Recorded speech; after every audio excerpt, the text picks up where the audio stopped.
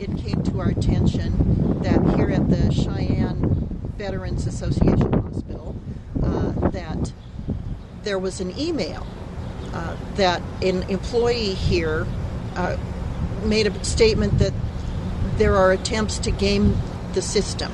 when it comes to scheduling appointments. So it is that matter that I'm here today to look into. So we're trying to find out why the individual, a nurse who is currently on administrative leave, who wrote that email, chose to portray what they're doing here as gaming the system. What we were able to learn today is that the software they use for scheduling is 30 years old, that it does not allow you to look back in the schedule, it only allows you to look forward in the schedule, so there's definitely a software problem.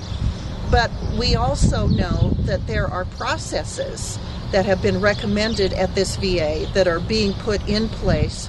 by Cynthia McCormack and her team. She gave us her word, her personal commitment, her promise that veterans here would come first, that she wants to solve this, that matters that are identified as inadequate by the Office of the Inspector General will receive immediate attention. She also committed to follow up with our offices here, as well as Senator Enzi and Senator Barrasso's offices, about what was identified as deficient and how they intend to address it.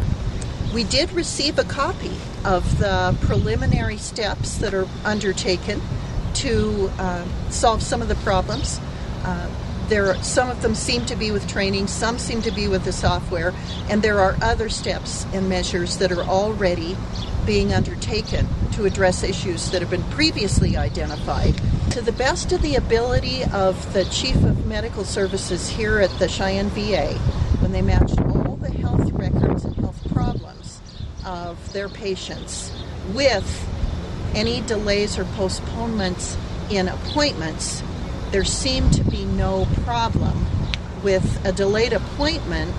exacerbating a health problem. So that preliminary look, and they'll continue to look into it, but that preliminary look has been positive.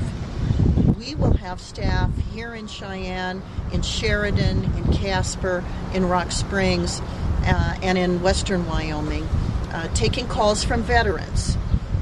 to find out whether their service was in some way interrupted in a way that prevented them from getting the care they needed, and also to take calls from veterans who have received adequate or extraordinary care here in the VA. So we will be going on the anecdotal evidence that we learn from the veterans here in Wyoming until we receive a more formal report from the Office of the Inspector General, just to make sure that our highest priority, which is the health and satisfaction of our veterans who worked so hard and sacrificed so much for our country, that we are fulfilling our obligations as Americans to the people who served us so well in our armed forces.